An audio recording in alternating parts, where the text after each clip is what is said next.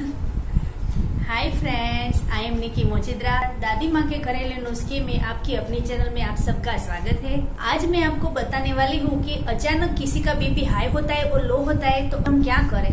मैं आपको ऐसे 3-4 टिप्स सिखाने वाली हूँ जो हाई बीपी और लो बीपी में बहुत काम आ सकते हैं। हाई बीपी के लक्षण कुछ इस प्रकार से है: सिर दर्द होना, सीने में दर्द होना, सांस लेने में तकलीफ होना, घबराहट होना, बोलने में हिचकिचाहट होना, हाथ पैरों में झिनझिनाहट महसूस होना और बहुत ज्यादा ब्लड प्रेशर हाई होने से दर्दी बेहोश भी हो सकता है। ये सब हाई ब्लड प्रेशर के संकेत हो सकते हैं।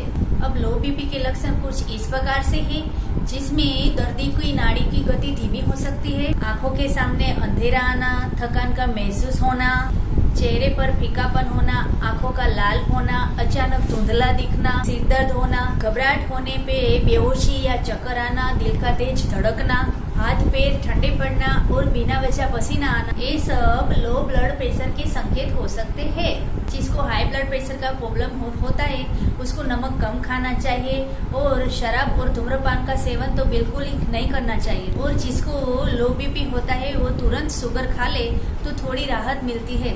अभी हम जानेंगे कि स्वाश्रयी क्रिया से बीपी का क्या रिलेशन है, अल्कलाइन का और एसिड का। अभी आपको इस तरह से हाथ आगे करना है और अंदर से जोर से इस तरह से हवा मानिए। अब आप चेक करो कैसी हवा आती है, तो गर्म हवा आएगी। अभी हम क्या करेंगे, ऐसे मुंह को करेंगे। दोनों में क्या अंतर है? पहली वाली गर्म आ रही थी और दूसरी वाली ठंडी आ रही है। अगर आप इस तरह से ठंडी सांस निकालते हैं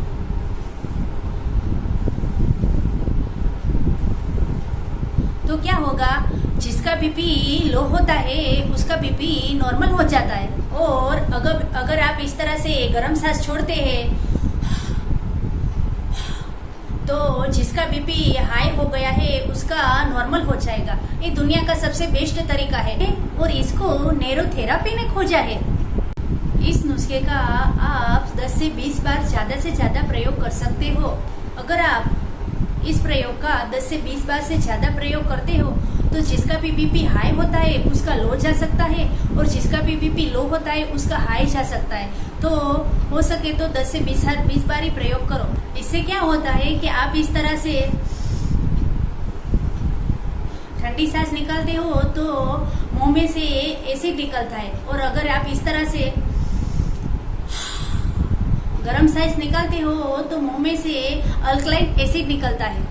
ये जो क्रिया है, एसिड और अल्कलाइन बॉडी में इम्बैलेंस हो जाएगा तो बीमारियां तो आनी ही है।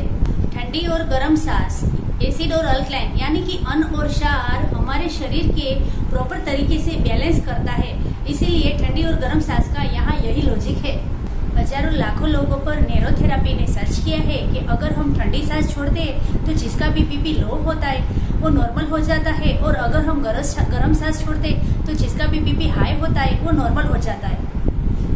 दोस्तों, एक दिन मेरी सहेली का फोन आया था कि उसकी सास का बीपी बहुत हाई हो गया है और दवा लेने के बाद भी कंट्रोल नहीं आ रहा है। तो मैंने कहा कि चिंता मत करो, मैं ऐसा एक नुस्खा बता रही हूँ जिसका इस्तेमाल करके 5-7 मिनट में ही बीपी नॉर्मल आ जाएगा। मैंने कहा कि मिक्सी में 1 कटोरी पुदीने की पत्तियां, चुटकी भर काला सा नमक और थोड़ा पानी डालकर इसे पीस ले। पुदीने की चटनी तैयार हो जाएगी। इस पुदीने की चटनी की 2-3 चम्मच तुरंत ही उसे खिला दो। उसने तुरंत ही इसे बनाया और 2-3 चम्मच खिला दी। 5-7 मिनट में ही बीपी नॉर्मल हो गया। तब वो मुझसे कहने लगी कि पुदीने की चटनी तो हम खाते हैं लेकिन ये इतनी असरकारक दवा है वो हमें मालूम नहीं था। तब मैंने उसे कहा कि घरेलू नुस्खे बहुत ही उपयोगी साबित होती है, उसे बनाना और यूज करना भी बहुत ही आसान है।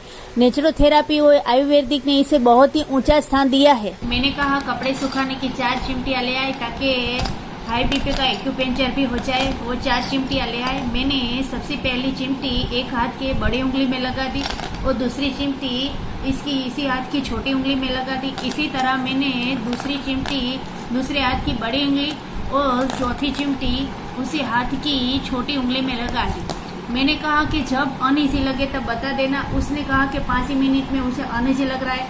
मैंने चिमटियां निकाल दी और बीपी मापा तो एकदम बीपी नॉर्मल था। सब लोग चकित रह गए। मैंने कहा कि जब भी आपको ऐसा होता है तो तत्काल इसका प्रयोग करें और हो सके तो रोजाना दिन में एक बार इसे जरूर ट्राई करना, ताकि आपका बीपी हमेशा नॉर्मल रहेगा और जान का खतरा कम रहेगा। तो प्लीज़ फ्रेंड्स, आपको ये वीडियो पसंद आया है तो लाइक करो, शेयर करो और कमेंट करना मत भूलो। Take care, bye.